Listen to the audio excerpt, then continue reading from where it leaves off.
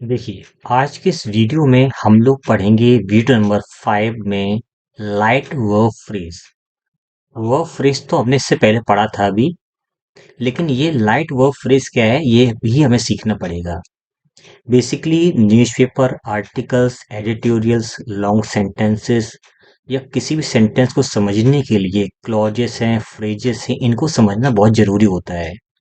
और ये मैं एडवांस लेवल के बेसिक टू एडवांस लेवल की बल्कि फ्रेजेस पढ़ा रहा हूँ, जिसमें वीडियो नंबर ये 5 है। टोटल 20 टाइप्स के फ्रेजेस होते हैं इंग्लिश ग्रामर के अंदर, और इससे ज़्यादा भी होते हैं। अभी मैं रिसर्च कर रहा हूँ। मैं टोटल आपको 20 पढ़ाऊंगा, और 20 में से ये आपका जो है 5th नंबर का है, जिसमें हम लोग एक ए टू जेड डिस्कशन करेंगे लाइट वर्ब फ्रेज के बारे में।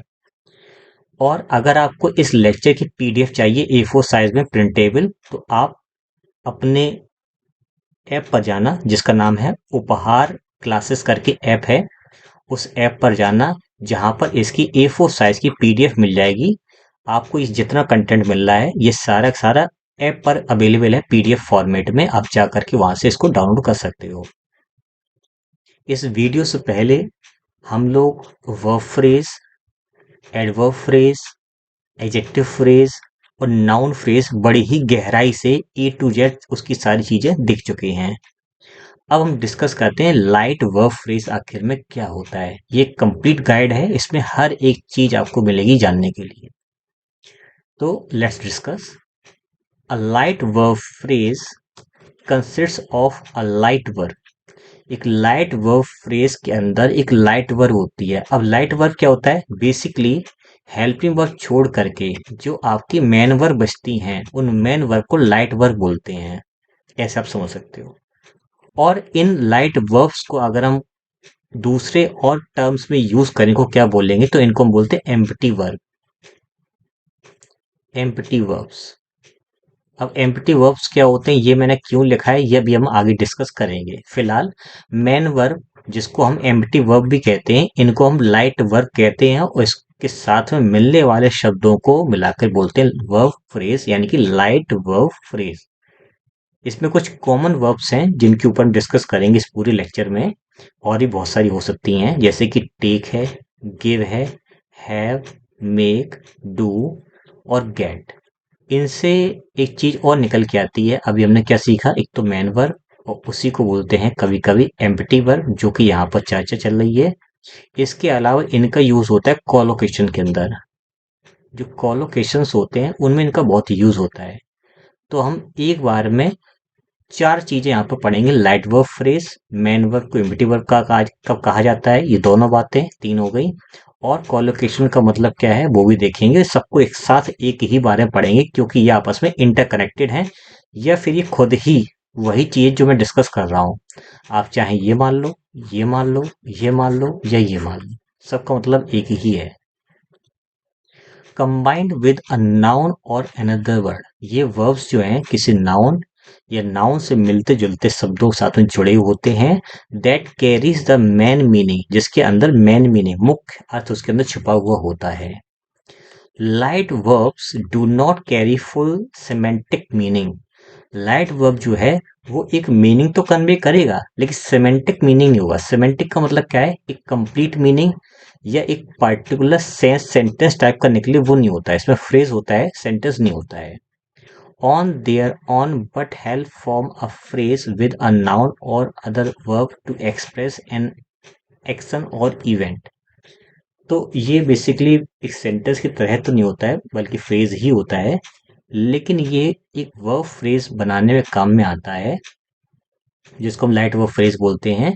इसके साथ में नाउन या दूसरी वर्ब्स हो सकती हैं जो किसी एक्शन या इवेंट को दर्शाती हैं या उसके बारे में स्पष्ट करती हैं। इस पूरे लेक्चर की हिंदी भी आपको साथ में मिलेगी नोट्स के अंदर। बाइलिंगुअल देख रहे हैं, हर चीज हम लोग, हर चीज आपको हिंदी में भी मिलेगी। अब लेक्चर को स्टार्ट करने से पहले एक बार समरी देख लेते हैं कि आखिर हम क्या पढ़ने वाले हैं और क्या क्या चीजें होने वाली हैं। A light verb phrase consists of a light verb. Light verb phrase एक लाइट वर्ब से मिलकर बना होता है, जिसमें take, give, have, make, do, get ऐसी बहुत सारी वर्ब्स होती हैं। इनके साथ में कोई नाउन या कोई अन्य शब्द जुड़ा हुआ होता है। It expresses actions in a more natural way instead of using a single verb. हम जो अर्थ निकालना चाहते हैं एक सिंगल वर्ब से, वो हम फ्रेज बना के अगर निकालेंगे तो वो ज़्यादा प्रेफर किया जाता है। बेसिकली मैं ऐसे कह सकता हूँ। अब मैं पहले इन दो चीज़ों को क्लियर कर देता हूँ, फिर चीज़ समझ में आएगी। जैसे कि स्नान करने के लिए या नहाने के लिए हम लोग वर्ड यूज़ करते हैं बेद, BATHE। इसका नाउन फॉर्म होता है बाथ, BATHE हट जाएगा। अब स्नान करने की ये हिंदी है इसकी, और इसका मतलब स्नान है। इसमें इसमें काम होगा, और ये नाउन है, ये वर्ब है। हम इस वर्ब को ऐसे भी लिख सकते हैं, टेक अ बाथ। ठीक है, तो बात एक सिंगल वर्ड को हम फ्रेज के तौर पे लिख रहे हैं, तो ये आपका कहलाएगा लाइट वर्ब फ्रेज।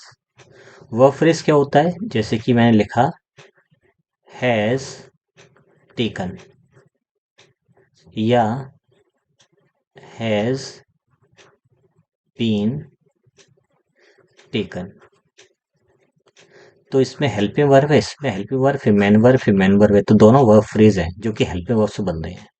लेकिन मैं बात कर रहा हूँ बिना हेल्पिंग वर्ब वाली फ्रेजेस, जिसमें किसी एक वर्ब को कन्वर्ट कर दिया था वर्ब फ्रेज के अंदर। अब इसका जो मीनिंग कन्वे हो रहा है वही इसका भी मीनिंग कन्वे हो रहा है इस फ्रेज का। तो अब एक क्वेश्चन आता है कि ये क्या है? एक लाइट वर्ब फ्रेज है। इसमें क्या है? मैन वर्ब, एक मैन वर्ब है यहाँ पर, उसके साथ में कुछ शब्द जुड़े हुए हैं, जैसे एक नाउन जुड़ा हुआ है, एक डिटरमिनर जुड़ा हुआ है। दूसरी बात, एम्प्टी वर्ब क्या होता है? यहाँ पर टेक को अगर मैं हटा दूं तब भी इसका मतलब स्नान ही है, भली करना नहीं है, या नाउन है, ये वर्ब नहीं है, लेकिन इसका पूरा मीनिंग निकल रहा है। तो अपने कहने मतलब क्या है कि जैसे कि मैं कह दूं, इसी को लेते हैं, जैसे कि टेक ए बात। इस वर्ब का यहाँ पर कोई भी मीनिंग कन्वे नहीं हो रहा है बिना बात के। अगर बात यहाँ पर नहीं लगाएं तो फिर टेक का मतलब लेना हो जाएगा, जबकि यहाँ पर टेक का मतलब स्नान करना है। तो इसका अपना कोई खुद खास अर्थ नहीं निकल रहा है, ना इसका कोई अर्थ है। इसको बोलते हैं एम्प्टी वर्ब। तीसरी चीज आपको समझ में आ गई होगी। ठीक है, जैसे कि ही फाउट ए ग्रेट फाइट। ठीक है, अब एक सेंटेंस में फिर से लिखता हूं, ही फाउट ग्रेटली। हालांकि ये ट्रांसफॉर्मेशन में आता है कि एक वर्ड को फ्रेज में कन्वर्ट कीजिए, ट्रांसफॉर्मेशन भी यहाँ पर चल रही है। तो देखो, ही फाउट ग्रेटली, तो फाउट क्या है? युद्ध करना, लड़ाई करना, पूरा अर्थ निकल रहा है वर्ब से। लेकिन मैंने क्या किया, he fought a great fight. Fight का मतलब भी वही है और फाउट का मतलब भी वही है, बस ये नाउन है, ये वर्ब है, आगे एडजेक्टिव और डिटरमिनर एक लग गया है। तो इस पूरे के हिस्से को बोलेंगे लाइट वर्ब फ्रेज, जिसमें ये एम्प्टी वर्ब है क्योंकि इसका मीनिंग आगे कन्वे हो रहा है। और इसके अलावा टेक ए बात ए हैव ए ड्रीम या स्वीट ड्रीम, ये भी लाइट वर्ब फ्रेज है। और ऐसे जो फ्रेजेस होते हैं वो कंफर्म होते हैं, वो निश्चित होते हैं। ठीक है, तो ऐसे फ्रेजेस को हम लोग कॉलोकेशंस बोलते हैं। क्या बोलते हैं? कॉलोकेशंस। तो आपको चारों चीज समझ में अब आ गई होगी। अब आगे देखें, it can modify meaning slightly. ये मीनिंग को थोड़ा सा मॉडिफाई करता है, and make speech more conversational, और भाषा को या बोलचाल को और ज्यादा कॉन्वर्सेशनल बनाता है। जैसे कि टीका बात, जैसे मैं कहा कि अ, वेद, नहा लो तुम जा कर के, तो उसी जगह मैं बोल दी टेके बात, तो ये ज़्यादा अच्छा लग रहा है सुनने में, तो चीज़ें और ज़्यादा क्लियर हो जाती हैं। Common mistakes occur when using the wrong light verb with a noun. जैसे कि टेक अ बात है, टेक अ बात, आप इसकी जगह टेक की जगह हैव कर सकते हो, ये तो चल जाएगा। लेकिन डू अ बात कर दोगे, ये नहीं चलेगा। तो ये एक्सेप्टेबल है, ये एक्सेप्टेबल है। ये मेरे कहने पे एक्सेप्टेबल नहीं है, कोलोकेशंस की जो बुक्स आती हैं उनमें ये दिया गया है, इसलिए मैं बोल रहा हूँ। ठीक है, वही बता रहा है कि आपको कौन सी लाइट वर्ब के साथ में कोलोकेशन बनाना है या लाइट वर्ब फ्रेज बनाना, वो पहले से ही निश्चित होता है। अभी हम आगे आपको कुछ फ्रेजेस दिखाऊंगा। These phrases are frequently used in both spoken and written English. ये बोलचाल की भाषा में और लिखने में भी हमेशा ये यूज होते हैं, देखने को मिलते हैं। अब आते हैं फंक्शन क्या, लाइट वर्ब फ्रेज का आखिर में फंक्शन क्या होता है। तो टू एक्सप्रेस एक्शंस, एक्शंस को दिखाने के लिए, बताने के लिए इसका यूज किया जाता है। और ये खास तौर पर बोलने में और लिखने में बहुत ज्यादा यूज इनके होते हैं। दूसरा क्या है, to make the sentence more natural. Sentence को और ज्यादा नेचुरल, और ज्यादा अच्छा बनाने के लिए हम लोग फ्रेजेस में कन्वर्ट कर देते हैं एक नाउन को या एक वर्ब को। तो एक सिंगल वर्ड की जगह पर हम एक स्ट्रॉन्ग वर्ब फ्रेज यूज करते हैं जो कि नेचुरल एक्सप्रेशन देखने को मिलता है। और तीसरा फंक्शन है to modify the meaning. Meaning को बदलना या उसको एक्सपेंड करना, ये सब चीजें इसमें देखने को मिलती हैं। A light verb slightly alters the meaning of the main word it accompanies। जो फ्रेज में एक वर्ब आती है उसका मीनिंग बदल जाता है या थोड़ा बहुत बदल जाता है, पूरा नहीं बदलेगा। और उस मीनिंग को और अच्छी तरह से एनहांस करके वहां पर यूज किया जाता है। तो बेसिकली रिटन स्पोकन में यूज होता है बहुत ज्यादा, और ऐसे ही यूज होते हैं, और इनका यही स्ट्रक्चर होता है, इनको ऐसे ही यूज किया जाता है। जो भी मैं पढ़ा रहा हूँ, बता रहा हूँ, सबकी हिंदी यहाँ पर लिखी हुई है। अब बात करते हैं कॉमन लाइट फ्रेजेस ऐसे कौन कौन से जो हम लोग अक्सर देखते हैं। जैसे कि लाइट वर्ब क्या है, टेक लिया, तो टेक से हमने क्या सीखा, टेक अ बाथ। हमने बेद की जगह पर, हमने बेद की जगह पर टेक अ बात कर दिया इस वर्ब को लेकर के, इसी साथ में बनता है ये वाला फ्रेज। तो जिसका अर्थ निकलेगा नहाना। अब मैं उसके लिए बेद लिख दूं या टेक अ बाथ लिख दूं, दोनों का मतलब सेम है, बस ये थोड़ा नेचुरल या थोड़ा अच्छा यूज माना जाता है। थोड़ा क्या, बल्कि लोग यूज ही करते हैं जो फॉरेनर्स होते हैं, क्योंकि उनकी वो नेटिव लैंग्वेज है। तो जिसकी जो नेटिव लैंग्वेज है उसको हम वैसे ही सीखना चाहिए हमें। सेंटेंस कैसे बनेगा, I need to take a bath before dinner. Dinner से पहले मुझे एक स्नान करने की जरूरत है या मुझे करना है। जैसे गिव आया, तो गिव के साथ में कह सकते हैं सलाह देना। जैसे एडवाइस का मतलब क्या है, सलाह देना। तो सलाह देने की इंग्लिश क्या होती है, ADVISE। ये वर्ब हो जाएगा और CE कर देंगे तो नाउन हो जाएगा। जिसका पूरा मतलब निकल रहा है उसके बावजूद लोग एक कॉलोकेशन के तौर पर, फ्रेज के तौर पर यूज करते हैं गिव एडवाइस। ये क्यों नहीं आया, क्योंकि ये आपका अनकाउंटेबल नाउन है। ठीक है, जैसे कि सी gave me advice on my career, उसने मेरे करियर के संबंध में मुझे एडवाइस, सलाह दी है। अब रेस्ट यहाँ पर है, तो रेस्ट आराम करने की इंग्लिश ऑलरेडी रेस्ट ही होती है, लेकिन वापस को फ्रेज बनाया, हैव अ रेस्ट। ठीक है, तो कैसे बनेगा, you should have a rest after work. तुम्हें मतलब you should have a rest, मतलब तुम्हें जो है काम के बाद रेस्ट करना चाहिए। अब हम यहाँ पर क्या कर सकते हैं, हम यहाँ पर इसको ऐसे भी लिख सकते हैं, you should rest after work. तो भी सेंटेंस सही है, इसमें कोई प्रॉब्लम नहीं है। बस ये नेटिव लैंग्वेज के अकॉर्डिंग हम लोग लाइट वर्ब फ्रेजेस सीख रहे हैं। फिर अगली लाइट वर्ब है मेक, जैसे डिसीजन है। ठीक है, तो निर्णय लेने के लिए क्या होती है, डिसाइड।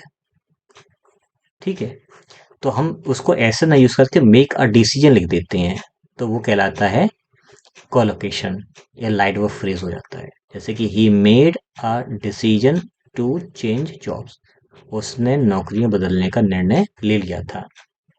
हम चाहें तो इसको ऐसे भी लिख सकते हैं कि decided he decided to change jobs, तो भी सेंटेंस सही होगा। अब जैसे होमवर्क है, अब होमवर्क करना की इंग्लिश करने की कहीं नहीं होती है, होमवर्क तो होमवर्क ही होता है, वर्क नहीं कर सकते हैं। तो उसके लिए क्या, फिर उन्होंने सॉल्यूशन निकाला कि डू लगाएंगे। तो कहीं मेक आएगा, कहीं डू आएगा, कहीं हैव आएगा, ये आपको देखना पड़ेगा, फिक्स होते हैं ये। She is doing her homework now, वह अब वह अपना होमवर्क कर रही है। तो यहाँ पर इस अर्थ में डू होमवर्क का यूज करेंगे। परमिशन, अनुमति प्राप्त करना। ठीक है, तो अनुमति देने की तो परमिट आता है, ठीक है। और लेने की अनुमति के लिए लगाते हैं हम लोग गेट परमिशन, ठीक है। आप यहाँ पर हैव परमिशन नहीं करोगे, गेट का ही यूज करोगे। तो we need to get permission to enter, हमें अंदर जाने की अनुमति प्राप्त करनी होगी, ठीक है, यह करने की जरूरत है। तो आप ध्यान दीजिए, ये सारी सारी लाइट वर्ब्स हैं।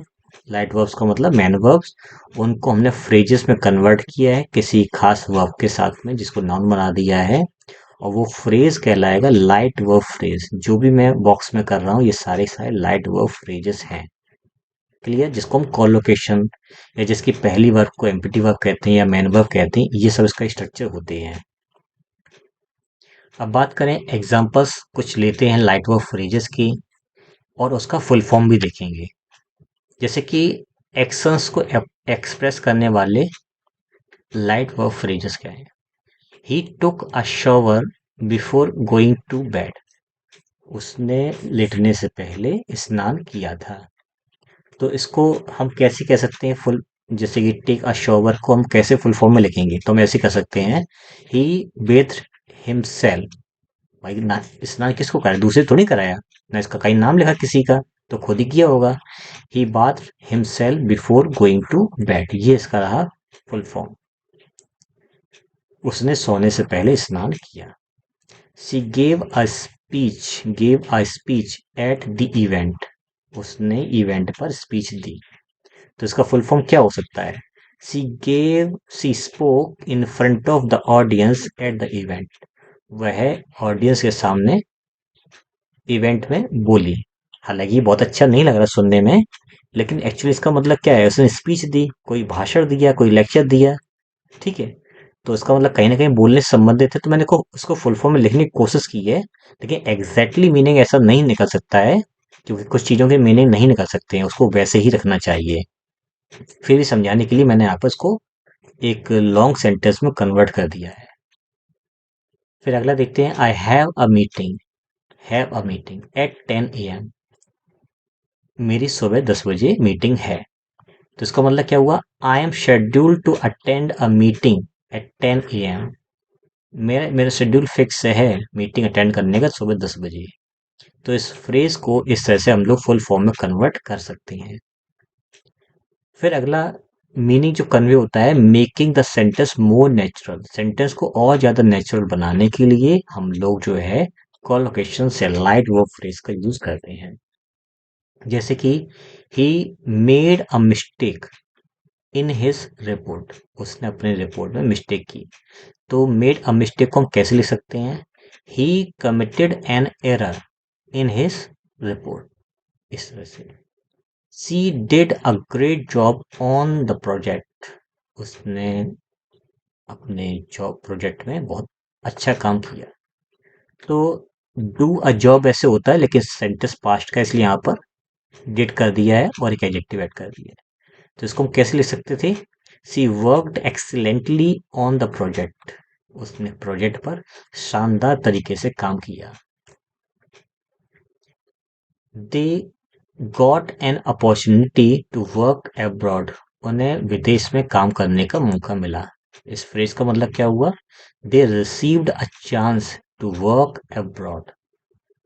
पूरी उम्मीद है आपको एक एक चीज डिटेल में समझ में आ रही होगी।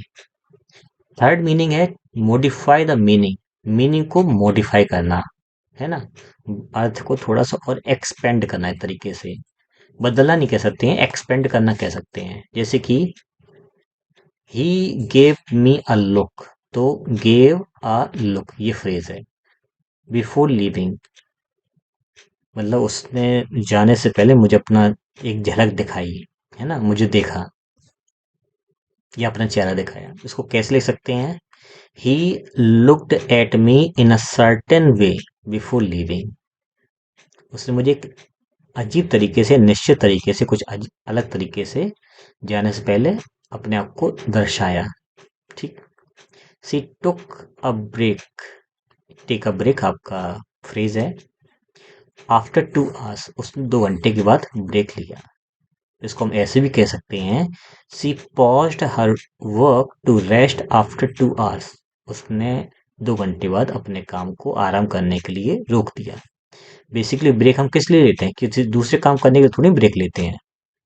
ब्रेक हम लेते हैं अपने आप को उस काम को रोकने के लिए, या उस काम से अलग करने के लिए। ऐसा तो होता नहीं है भाई 12 बजे इंटरवल होगा, ब्रेक होगा, तुम दूसरा काम करेंगे। अब काम ही करना तो फिर ब्रेक किस बात का? ये भी तो समझिए। तो इसलिए यहाँ पर ये आपका सेंटेंस इस तरह से लिखा जा सकता है। फिर एक सेंटेंस और देखते हैं, है आई हैड अ टॉक। वैसे हैव ए टॉक होता है, सेकंड फॉर्म पास्ट में लिखा हुआ है। I had a talk with my manager. मैंने अपने मैनेजर से बातचीत की। तो इसका मतलब क्या हुआ? I spoke with my manager about work. मैंने मैनेजर से अपने काम के बारे में बातचीत की। अब यहाँ वर्क नहीं था, आप सोच रहे हो सर वर्क कैसे आ गया? अभी तो मैनेजर से हम क्या बात करेंगे? घर की बातें तो करेंगे नहीं कि ये समस्या है, पैसे नहीं है, ये होना वो ना, ऐसा तो कुछ करेंगे नहीं। काम के लिए जाते हैं, मैनेजर काम के लिए असाइन होता है, तो काम के बारे में ही बात करेंगे। तो इसलिए यहाँ पर ये सेंटेंस में वर्क हमें लिखना पड़ेगा, मीनिंग कंप्लीट कन्वे करने के लिए, उस फ्रेज को भी सही से समझाने के लिए बेसिकली। फिर कुछ कॉमन मिस्टेक्स देखते हैं जो अक्सर कर देखने को मिलती है। जैसे कि आई मेड माई होमवर्क। जो होमवर्क है उसका जो कॉलोकेशन है वो डू से बनता है। तो यहाँ पे आई डिड माई होमवर्क, ये सही होगा सेंटेंस। ये माई, योर, हिज, अवर तो ये आ ही जाते हैं। लेकिन डू होमवर्क होता है, डू को हम टेंस के अकॉर्डिंग चेंज कर सकते हैं।